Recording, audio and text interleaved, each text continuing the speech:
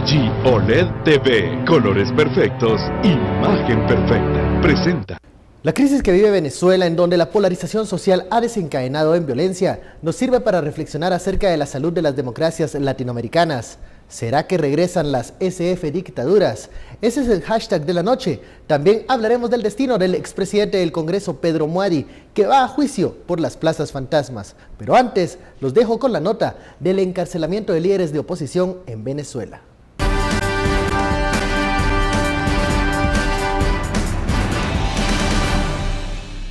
Si usted en este momento está viendo este video, es precisamente porque eso fue lo que ocurrió.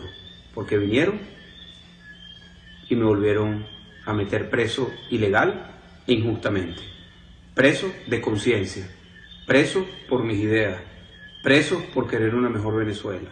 López, en arresto domiciliario desde el 8 de julio, fue enviado nuevamente a prisión en la madrugada del martes. En el video filmado la semana pasada pidió seguir en lucha por Venezuela y confirmó que su esposa Lilian Tintori está embarazada.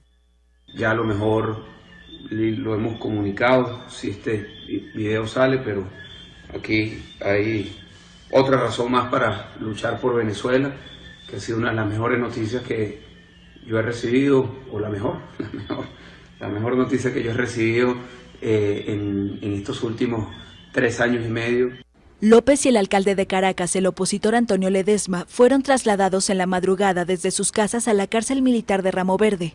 El Tribunal Supremo de Justicia atribuyó la decisión a supuestos planes de fuga y porque tenían prohibido hacer declaraciones políticas. Ambos habían publicado videos en las redes sociales llamando a no votar en la elección de la constituyente realizada el domingo. Para lograr conquistar una Venezuela libre y democrática. LG OLED TV, colores perfectos, imagen perfecta, presentó.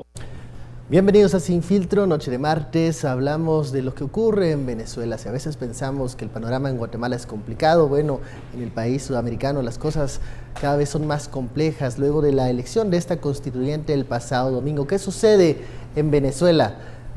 Envíe sus comentarios y opiniones con la etiqueta SF Dictadura. Hay una dictadura, se está fraguando una dictadura o ya se está instalando en aquel país. De eso hablaremos esta noche. Damos la bienvenida a nuestros analistas, Philip Chicola y Estuardo Zapeta. Muy buenas noches. Buenas noches. Buenas noches. ¿Por dónde comenzamos a entender Venezuela? Aquí una vez lo platicamos, estuvo otro invitado que apoyaba el régimen de Nicolás Maduro, pero las cosas se complican una vez más y es un rompecabezas a veces indescifrable. Quizá un buen punto de partida es contextualizar. Recordemos el conflicto político, porque no hay otra forma de caracterizarlo, en Venezuela. Digamos que tiene su origen más inmediato en finales de 2015.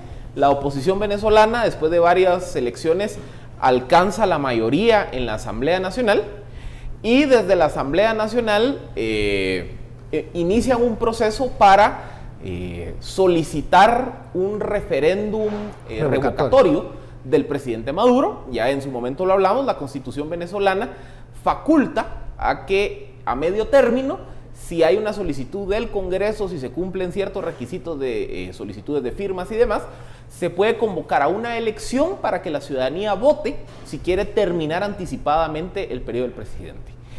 Se da la solicitud para que empiece a caminar el referéndum revocatorio, pero cuando el proceso iba caminando, el Tribunal Electoral venezolano, que está controlado por el chavismo, empieza a decir, no, miren, aquí hay error con las firmas, no sé qué, vamos a suspender el proceso.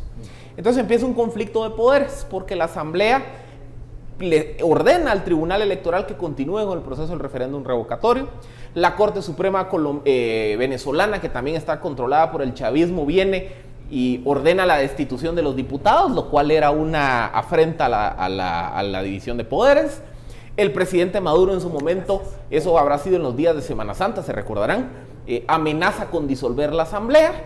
La Asamblea obviamente emite una serie de resoluciones declarando a Maduro no apto para el cargo, y entonces en ese momento que parecía que había un conflicto entre los poderes del Estado en su máxima expresión, Maduro solicita, o mejor dicho, convoca a una elección para una asamblea constituyente. ¿Esto para qué? Para que lo entienda la audiencia, ¿qué tiene que ver en este momento una asamblea constituyente? Básicamente son dos efectos. El primer efecto es reformar la Constitución, porque reformando la Constitución, pues lo que se espera que ocurra es que se vayan a eliminar todas estas figuras, como por ejemplo la del referéndum revocatorio, como los poderes de control del Congreso hacia la presidencia.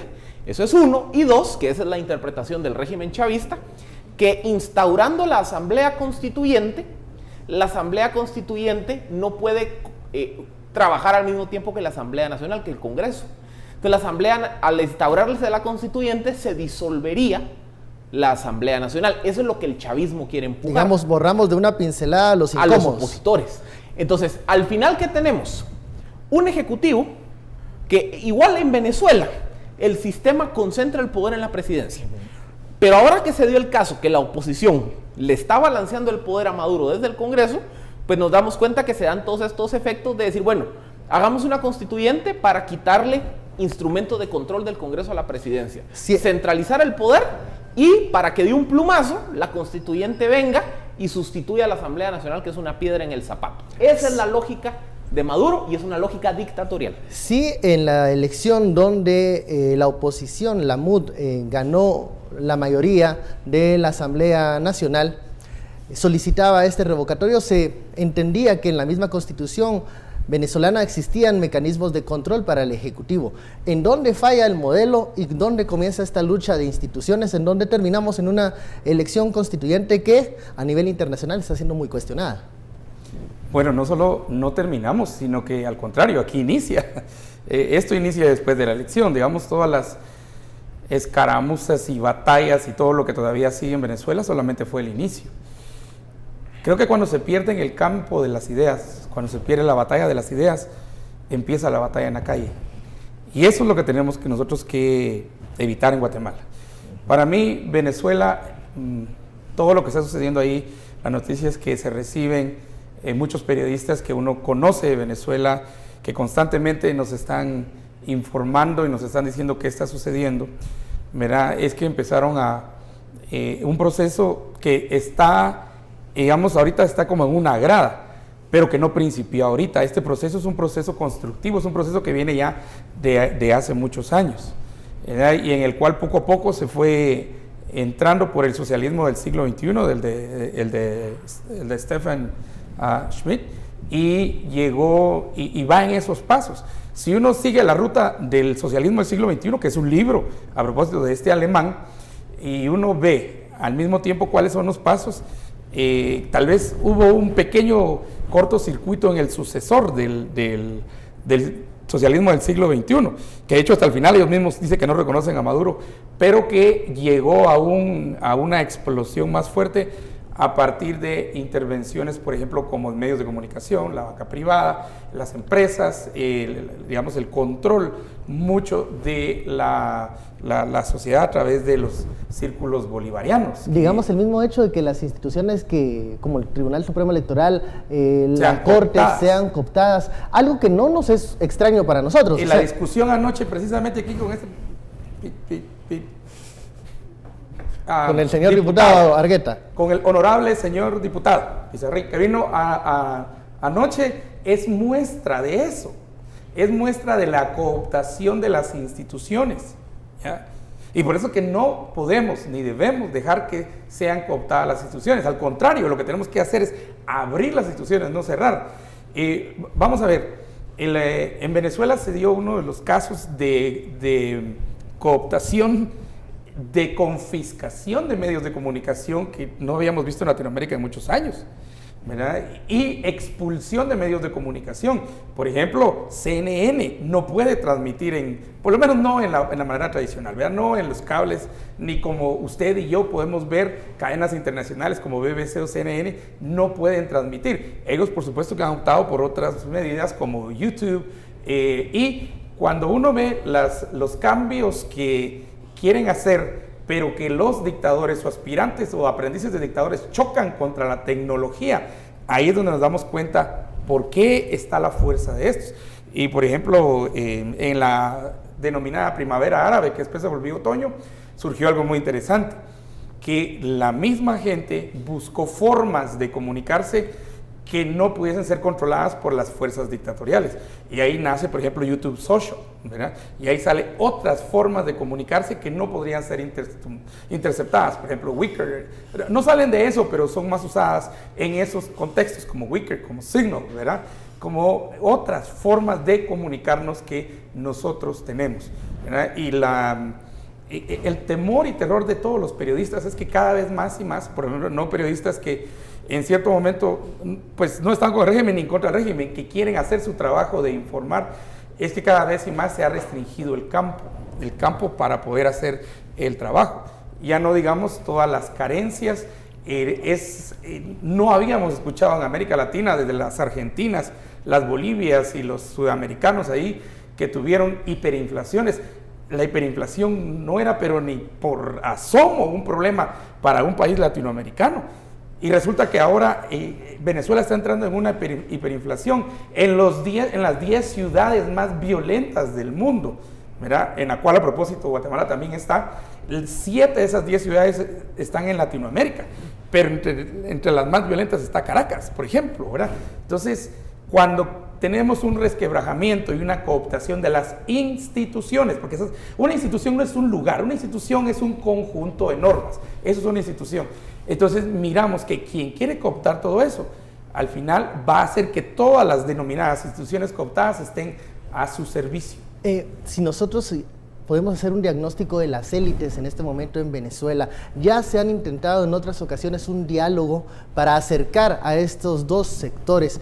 Difícil, no han tenido éxito y al parecer con todo lo que ha sucedido en las últimas semanas es imposible que exista un intento de diálogo. Es que miren, por eso lo que pasa es que llegamos a una crisis de poderes, porque el organismo legislativo cumple los procesos, la Asamblea Legislativa en en Venezuela, cumple los procesos para llevar a cabo el referéndum revocatorio. La otra oleada es a Panamá ahorita, ¿verdad? Colombia es una oleada, Panamá es la siguiente oleada. Pero entonces, mientras la Asamblea estaba apostando por el proceso del referéndum, la solución de Maduro fue constituyente para disolver de facto la Asamblea Nacional. Entonces, de entrada, ya vemos un choque de poderes. Aquí se sigue cumpliendo la misma premisa que hemos hablado durante meses, si no es que años. Al régimen de Maduro, ¿quién lo sostiene? El ejército. El ejército, así de fácil y sencillo. O sea, el régimen de Maduro está sostenido porque el ejército bolivariano está, los altos mandos militares del ejército bolivariano son parte de la rosca de poder de Maduro. Ahí está el caso del jefe del ejército, ministro de Defensa, Padrino, que era uno de los 3 posibles candidatos para suceder a Chávez en su momento. Entonces, de entrada, mientras el ejército sostenga el régimen de Maduro va a seguir aguantando la peña.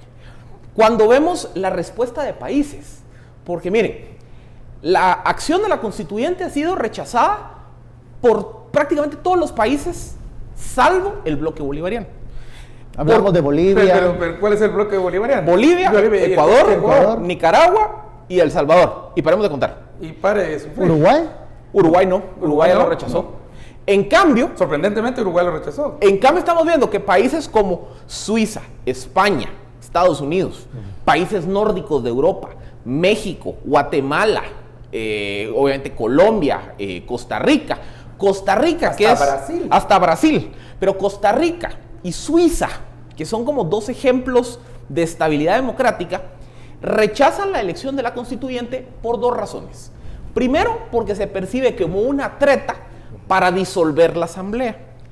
Y segundo, porque en las semanas anteriores a la constituyente, si ustedes miraban los medios venezolanos, es que era patético. Salía el presidente Maduro diciéndole, ahí se acuerda del programa de vivienda. ¿Quiere que continúe el programa de vivienda?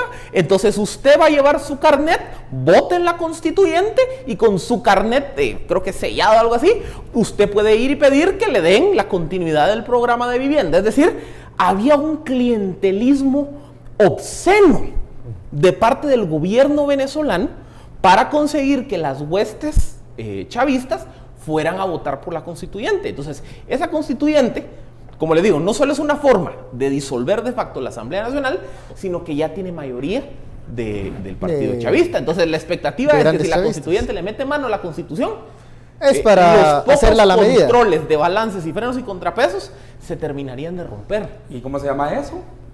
Dictadura. Bueno, vamos al primer corte de la noche, SF Dictadura. ¿Qué opina usted de lo que está ocurriendo en Venezuela? Envíe sus comentarios y opiniones, volvemos luego de la pausa.